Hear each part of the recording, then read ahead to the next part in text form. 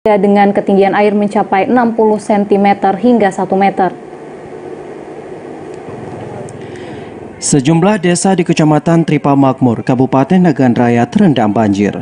Jika sebelumnya banjir merendam 3 desa, maka kini banjir meluas hingga merendam 5 desa.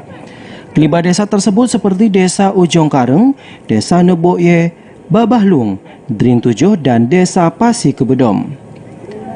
Banjir merendam puluhan rumah warga dengan ketinggian air mencapai 1 meter. Banjir terjadi akibat meluapnya air sungai Krung Tripa akibat guyuran hujan selama beberapa hari terakhir. Selain rumah warga, banjir juga merendam fasilitas umum seperti halnya sekolah dan juga kantor desa. Meskipun banyak rumah warga yang terendam, namun hingga kini warga masih bertahan di rumah masing-masing hingga banjir surut. Kemungkinan kalau hujan nanti malam ada 4 desa, Pasi Kebedom, Drin 7, dan Babahlung.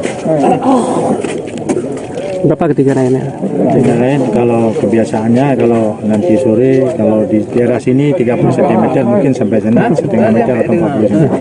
Warga berharap pemerintah segera mencari solusi terkait penanganan banjir yang kerap terjadi setiap tahunnya di wilayah Kecamatan Tripa Makmur. Dari Nagan Raya, Aziz Saputra, Tim Liputan TVRI melaporkan.